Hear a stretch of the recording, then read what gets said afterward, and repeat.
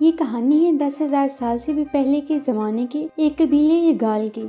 ये वो वक्त है जब दुनिया में इंसान ने इतनी तरक्की नहीं की थी और इंसानों के साथ बहुत बड़े बड़े और खौफनाक जानवर भी रहा करते थे, जैसे मेमथ और साइबर टूथ कैट। ये कबीला मेमथ का शिकार करके सरवाइव करता था क्योंकि वो बर्फीले माउंटेन्स में रहते थे, जो कि रशिया के सरतरीन इलाके आर्कटिक ओशन से लेकर काजाकिस्तान तक फैला हुआ है। यहाँ ये लोग मेमथ हाथियों का शिकार करके सरवाइव करते हैं। ये मेमथ इस इलाके में साल के मखसूस टाइम पर ही आते थे और किसी साल तो वो आते भी नहीं थे। अब भी काफ़ी टाइम हो चुका है और वो नहीं आए, इसलिए कबीले को भूख का सामना है। सब लोग बहुत परेशान हैं। लोग रिलीजन की बुनियाद पर एक औरत को बहुत इम्पोर्टेंस देते हैं, उसे वो बड़ी माँ कहते हैं। वो उनकी सबसे बड़ी मजहबी पेशवा है।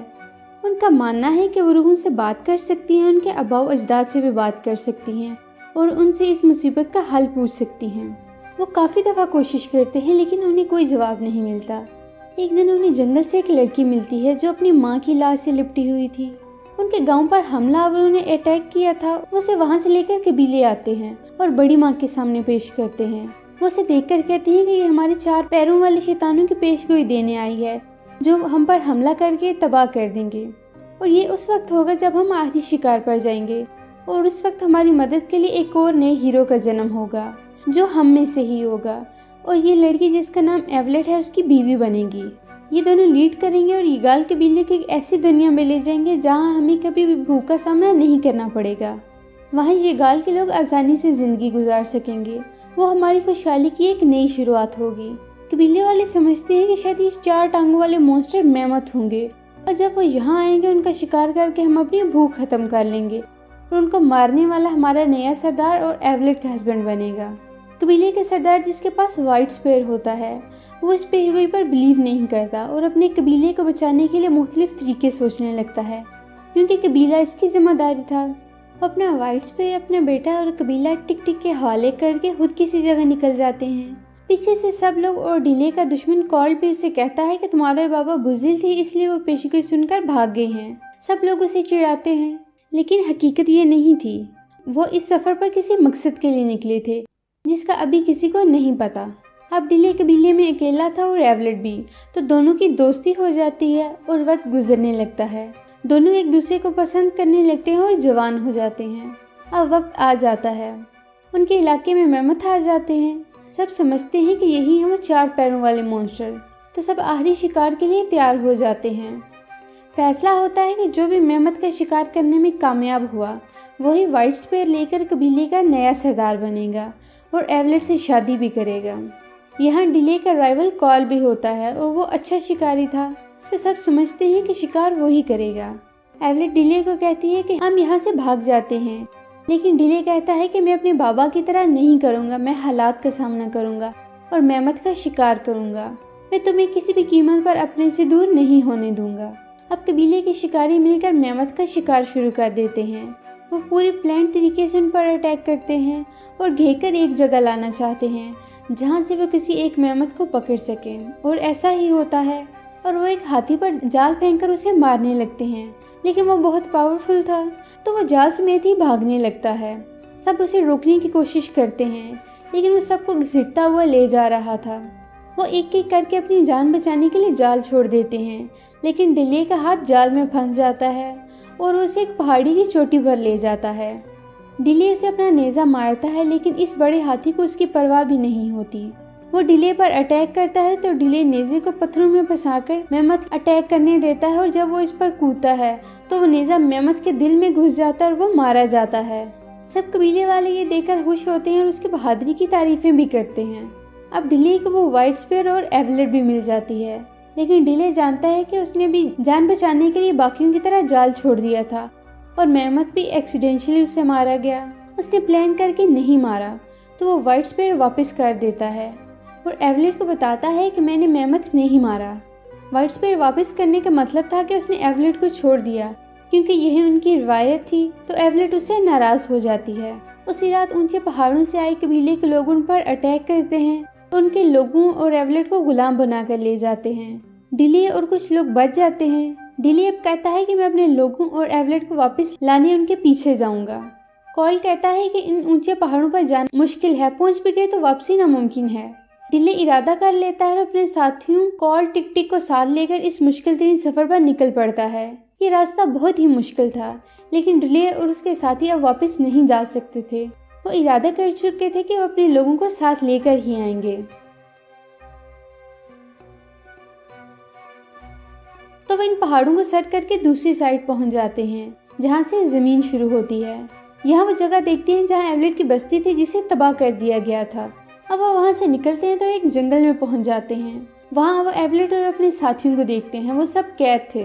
वो लोग उन्हें कहीं लेकर जा रहे थे। डिले रात का इंतजार करता है और वो उन्हें छुड़ा लेता है, लेकिन वो फिर से इन लोगों के हाथ लग जाते हैं। वो इन सबको फिर से पकड़ लेते हैं। डिले का एक साथी शदीद जख्मी भी हो जाता है। डिले इस बार भी उनके हाथ नहीं आता और वो अपने जख्मी साथी टिक टिक को लेकर निकल जाता है। रास्ते में उन्हें भूख लगती है तो खाने के लिए कुछ नहीं होता। डिले शिकार करने के लिए जाता है, लेकिन उन्हें गड्ढे में गिर जाता है। वो देखता है कि यहाँ और भी बहुत से जानवर गिरे हुए हैं और यहाँ इस जमाने के लंबे दांतों वाला टाइगर भी फंसा है, जो आज इस दुनिया में नहीं होते।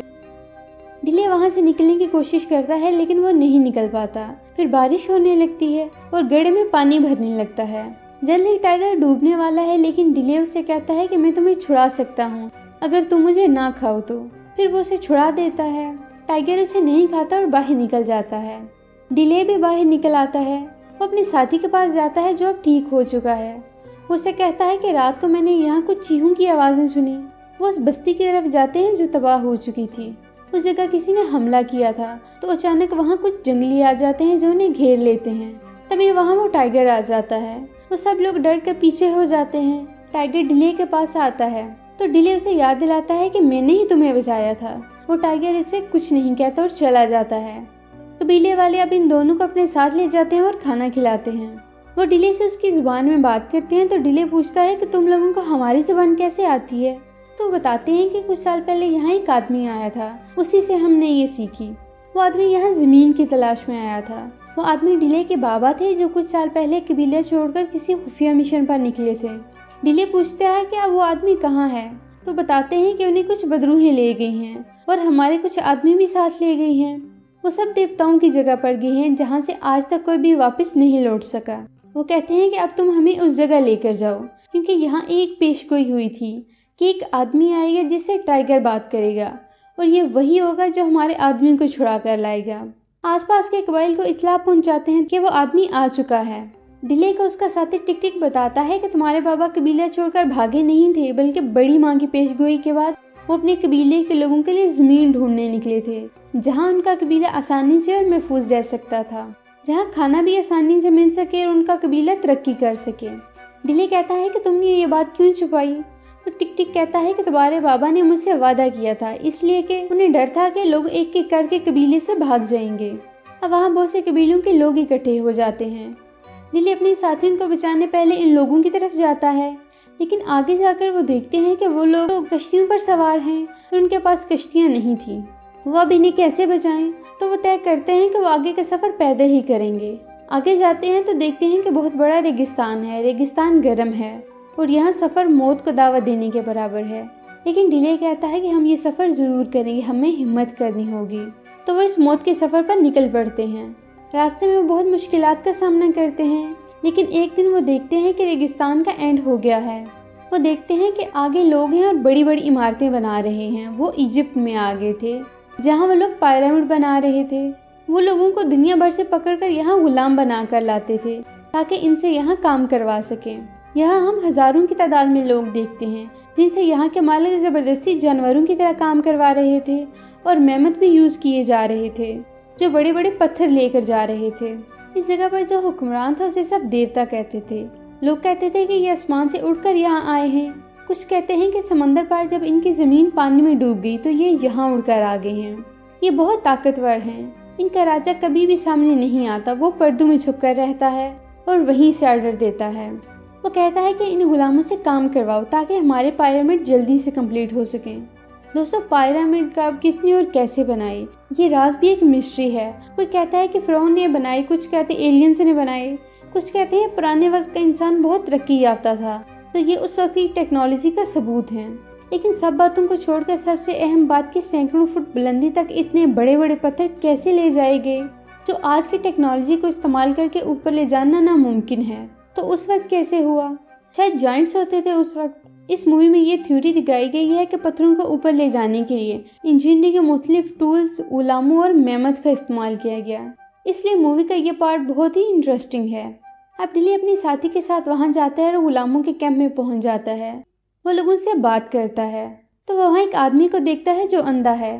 उसे बताते हैं कि ये देवताओं का आदमी है, वो उसे मारने वाले थे, तो गुलामों ने उसे बचा लिया। अब उसे छुपा कर रखते हैं। वो डिले को बताता है कि ये देवता पहले 3 थे, 2 मर गए, अब 1 रह गया है।